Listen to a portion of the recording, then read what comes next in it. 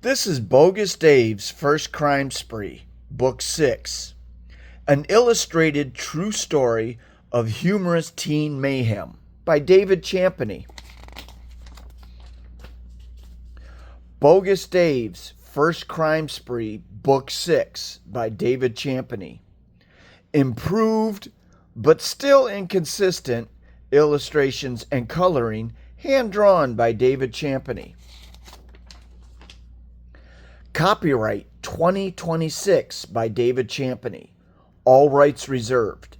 No part of this book may be reproduced, stored in a retrieval system, or transmitted in any form or by any means electronic, mechanical, photocopying, recording, or otherwise without prior written permission of the author.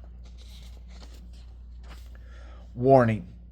Do not attempt to recreate or reenact any of the activity in this book. It could result in injury or death. It could also result in serious consequences from law enforcement agencies and/or officials. This book is meant for entertainment only. Ron and Frank wanted to steal a motorcycle. They knew Bogus Dave would want to help. "We found a dirt cross bike sitting for sale in somebody's front yard," Ron was explaining to Dave. "Is the yard all lit up?" Dave asked them. "Not really, and it's across the street from the cemetery on Central Avenue," Frank explained. They stopped near the dirt bike so Dave could scope out the area. "See? Just sitting there. What do you think?" Ron asked Dave. "Hell yeah. I'll walk up, quietly lift the kickstand, and walk it across the street, into the cemetery," Dave explained excitedly. They dropped Dave off up the block, then parked down around the corner down the street so they could watch. "Here we go," Dave thought to himself as he walked up to the dirt bike. Bogus Dave saw the front door was open and two guys were watching TV. They were faced away from the door, so he wasn't worried. "You fools have no clue," Dave chuckled to himself in his head as he got down to lift the kickstand on the bike. Ron, Larry, and Frank sat down the street watching as Dave was about to snag the bike. "Dave is sneaky as hell," Ron chuckled. "He's about to get it." Larry got excited. Dave held up the bike and started to lift the kickstand. It made a click. There was a dog sleeping on the porch. He woke up and started barking.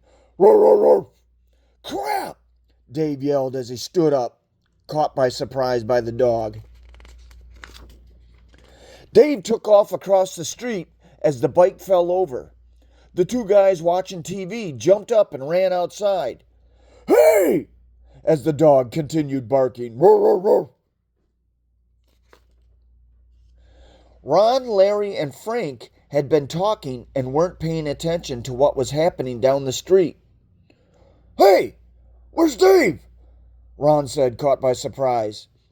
"Two guys just ran out of the house," Larry said out loud. "We gotta go," Frank said as he started up his car.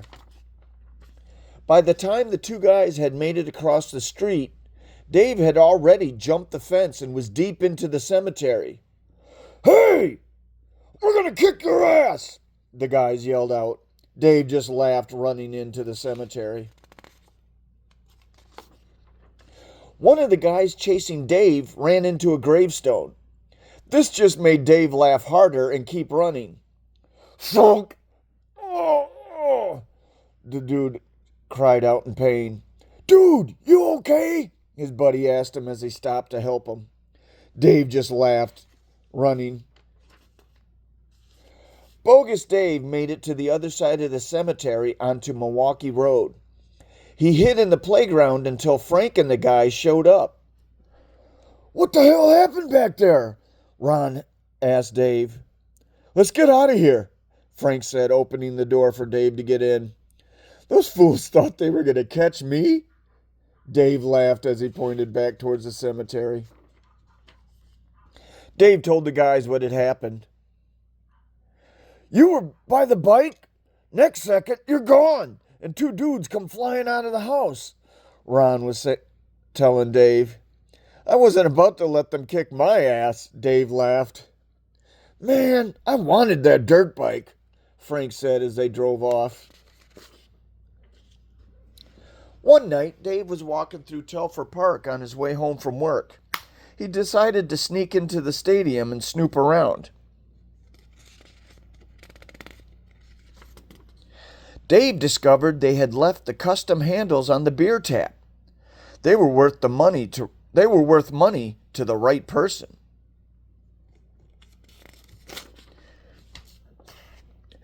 Bogus Dave saw that the restrooms were open. It was a great opportunity for him to make a mess.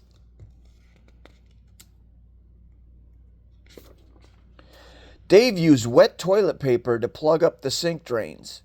Then he turned on the faucets, which overflowed over the counter and started flooding the restroom floor. Dave just laughed at all the water running everywhere. Then Dave stole a box of ice cream sandwiches from the concession stand by the third baseline. As he walked home, he threw sandwiches on top of people's houses.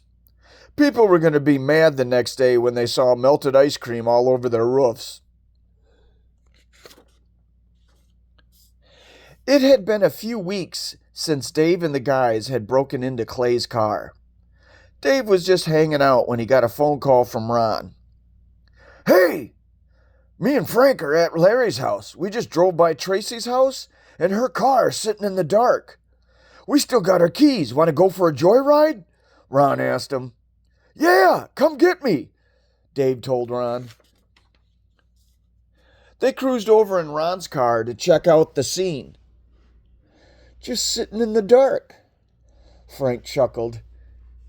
How we doing this? Dave asked him. You and Frank walk up, jump in, and we'll meet up out at Mill Pond, Ron told him. Ron dropped Dave and Frank off down the street from Tracy's car. Then, him and Larry parked across Liberty Avenue to watch. We'll just casually walk up, scope things out, and jump in, Frank told Dave as he looked around. Cool! This is going to be hilarious, Dave laughed. Bogus Dave and Frank walked up to her car. The doors were unlocked, so they got in.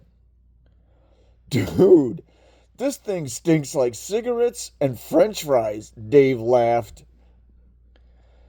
This car's a mess, Frank said as he looked down. They drove off. Unfortunately, the car wouldn't shift into third gear, so it would only go 37 miles per hour. This car is trash, Dave laughed as they rattled along. If we get chased by cops, we're ditching this junk and running on foot, Frank laughed. Dave found a box of laundry soap in the back seat. He decided to rip it open. This ended up being a big mistake. Open the windows, Dave said, choking as he threw the box of soap out the window. That was stupid. Frank was frustrated because he was having a hard time keeping his eyes on the road while choking on soap powder. Finally, most of the soap blew away. Then Dave found Tracy's senior memory book under the seat. Oh, all those high school memories. Gone. Bye-bye, Dave laughed as he tore pages out and threw them out the window. Dude, that is so bogus, Frank laughed as they drove down the street. On the way out to Beckman Mill, they hit some mailboxes. Bam! I got it with the door, Dave laughed as he held the door and killed the mailbox. Yeah! Frank laughed as they drove down the street. Frank and Dave met up with Ron and Larry out at the mill. "Took you guys long enough," Ron snarked him. "This junk pile barely does 30 miles per hour, Dave told him. "And we had to hit some stuff," Frank added in. "What are we doing now?" Larry asked him. "We're going to joyride through the cornfield, then trash it," Dave told him. "Yeah!" Frank was excited. "I'm going to cruise. I'll come back in 15-20 minutes to get you," Ron told him. "I'm going to ride with these guys," Larry explained to Ron. "Cool!" Dave was happy to have more people along for the fun. "Let's do this," Frank said, excited and ready to go. Ron took off, and Frank and the guys drove into the cornfield. "This thing is so weak," Frank laughed as he burned and started running over corn. "Do it," Larry chuckled. Dave just sat in the back seat laughing. The car got stuck after only 40 feet in. Frank popped the hood and was yanking wires. Dave started smashing windows, and Larry crawled in the trunk to get the speakers. Snap! As Frank started yanking wires. Smash! Dave busted out the passenger side window, laughing. After smashing all the windows, Dave got in the driver's seat and started wrecking the inside. "This piece of junk ain't going nowhere now," Frank laughed as he broke a piece of plastic housing. "Damn speaker, don't want to come loose," Larry said as he adjusted himself upside down to get a better angle at trying to get the speaker out. Bogus Dave found a lighter in the center console. He looked at the ripped-up passenger seat. Wonder how flammable this is, Dave thought to himself, as Frank yanked out more coolant hosing. "Grr, stupid speaker!" Larry was still in the back, struggling. The seat started on fire, fast. Dave had to jump out to avoid getting burned. "What the?" Frank said as he stood up and backed away from the car when he saw flames. "That went up faster than I thought it would," Dave laughed as he laid in the grass. "Hey, I'm stuck!" Larry cried from the back of the car. Both front seats quickly went up in flames. Dave and Frank rushed to get Larry out of the trunk before it was too late. "Dude, that was too close," Larry said as Dave helped him stand up. "Sorry, it was an accident," Dave laughed. Frank just stood there laughing as the car went up in flames. The whole car was on fire. They ran back to the road to wait for Ron to pick them up. "That was not cool." Larry was still upset about what had happened. Frank and Dave just laughed and ran. Dave, Larry, and Frank hid in the ditch while waiting for Ron. "Those flames are getting higher," Dave told him. "I almost got burned up." Larry was still complaining about his near-death experience. "Where's Ron? He should have been back." Frank was getting annoyed. A few more minutes went by. Still no Ron. "Seriously, dudes, those flames are getting huge," Dave was laughing. "I can feel the heat." Larry was getting worried. "If Ron doesn't show up soon, we're going to have to get out of here on foot," Frank snarled. Ron finally showed up.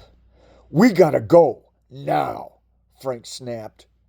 "Dude, you can see those flames a mile away," Ron snarled as Dave. Dave just laughed as he got in the back seat of Ron's car. Dave and the guys headed back to Beloit fast. Then Larry was stuck. "We had to pull him out," Frank was explaining to Ron what had happened. "I almost died." Larry went back to crying about it. I didn't think it would burn that fast, Dave laughed.